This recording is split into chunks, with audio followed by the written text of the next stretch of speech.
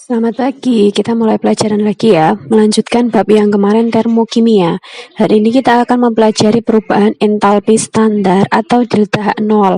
Ada 4. Yang pertama yaitu entalpi pembentukan standar atau delta HF, pembentukan. Lambangnya adalah F, formation. Perubahan entalpi yang terjadi pada pembentukan 1 mol suatu senyawa dari unsur-unsurnya yang paling stabil pada keadaan standar. Contohnya, pembentukan karbon dioksida atau CO2. CO2 ini berasal dari 2 unsur, yaitu unsur C dan O. C karena karbon dia berupa solid atau padat, maka dia sendirian. Sedangkan oksigen karena dia berupa gas. Nah, di sini ada duanya. Selanjutnya, untuk besarnya delta HF ini berdasarkan ketetapan atau berdasarkan penelitian. Yang kedua, entalpi penguraian atau delta HD, decomposition atau dekomposisi atau dekomposer, boleh penguraian. Perubahan entalpi pada penguraian 1 mol suatu senyawa menjadi unsur-unsurnya yang paling stabil pada keadaan standar. Jadi kalau delta HF tadi dari unsur-unsur ke senyawa, kalau penguraian dari senyawa menjadi unsur-unsurnya. Masih dengan contoh CO2. Ini senyawa diuraikan menjadi unsur-unsurnya. Berarti karbonnya menjadi solid, menjadi karbon dan oksigen. Nah, tadi kalau pembentukan negatif, maka kalau penguraian karena reaksinya dibalik, maka simbolnya, tandanya juga dibalik jadi plus. Yang min jadi plus, yang plus jadi min. Yang ketiga, entalpi pembakaran standar atau combustion, delta Hc. Perubahan entalpi yang terjadi pada pembakaran 1 mol suatu zat secara sempurna dalam keadaan standar. Contohnya CH4 atau gas metana dibakar dengan oksigen. Dibakar itu selalu menggunakan oksigen, akan menghasilkan karbon dioksida dan uap air. Pembakaran sempurna itu selalu menghasilkan karbon dioksida dan uap air. Delta Hc-nya sebesar negatif atau melepaskan 802 kJ. Yang terakhir adalah entalpi netralisasi standar atau delta Hn. Perubahan entalpi yang dihasilkan atau selalu eksoterm pada reaksi penetralan asam atau basa kepada keadaan standar. Yang namanya netralisasi itu reaksi antara asam dan basa. NaOH basa direaksikan dengan ACl asam, maka akan menghasilkan garam NaCl yang bersifat netral dan air. Jadi reaksi netralisasi itu akan menghasilkan garam dan air. Delta H-nya negatif 890,4 kJ.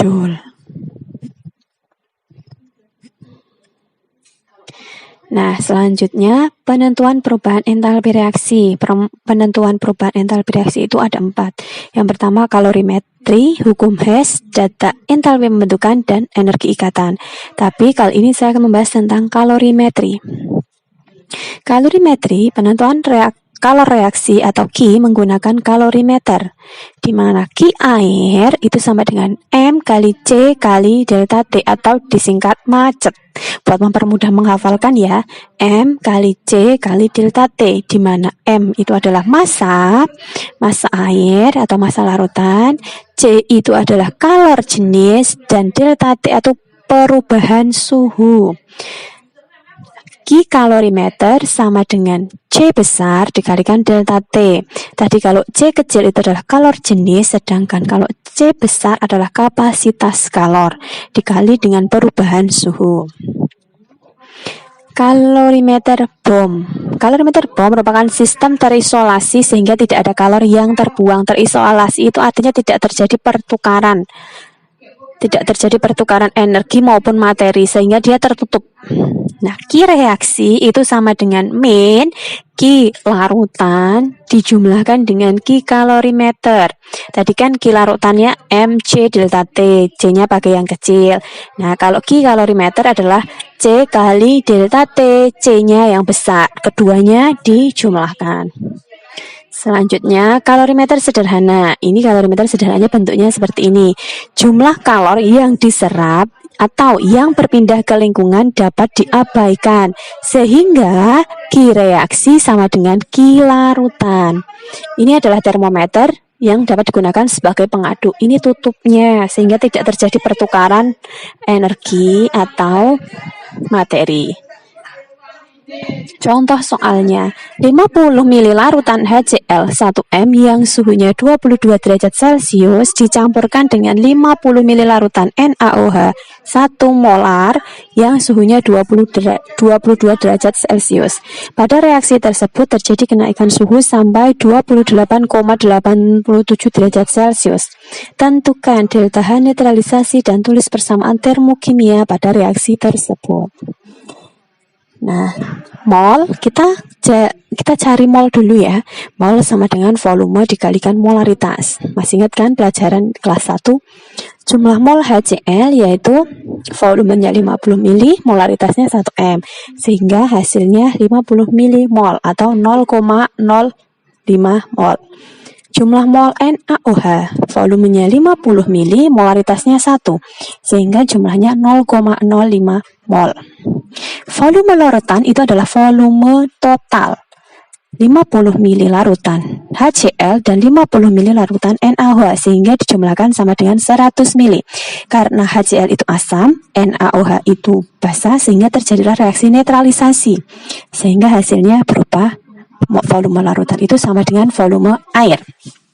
Nah, massa larutan sama dengan massa air, tapi yang diketahui adalah volumenya, bukan massanya. Kita menggunakan persamaan massa sama dengan volume dikali massa jenis air. Massa jenis air itu adalah 1 gram per liter, sehingga dikalikan sama dengan 100 gram. Nah, kita cari Q-nya pakai mc delta T. Karena di sini tidak diketahui apakah dia menggunakan kalorimeter atau tidak, maka kita menggunakan Q larutan saja, yaitu Q mc delta T atau macet. M-nya 100, C-nya 4,2. Delta T-nya dikurangi ya antara yang kenaikan tadi sama suhu awalnya, sehingga didapatkan 2,8854 kilojoule. Ini dijadikan kilo. Delta H sama dengan min Q. Untuk 0,05 mol sama dengan min 28854 kilojoule. Sedangkan yang ditanyakan adalah 1 mol, sehingga ini dibagi dengan 0,05, hasilnya negatif 57,71 kilojoule per mol. Satuannya menggunakan per mol. Persamaan termokimianya adalah menuliskan reaksi yang terjadi. HCl plus NaOH menghasilkan NaCl plus H2O dengan delta H sebesar negatif 57,71 kilojoule per mol. Nah, sampai di situ dulu ya. Untuk 2, 3, 4 kita lanjutkan minggu depan. Terima kasih.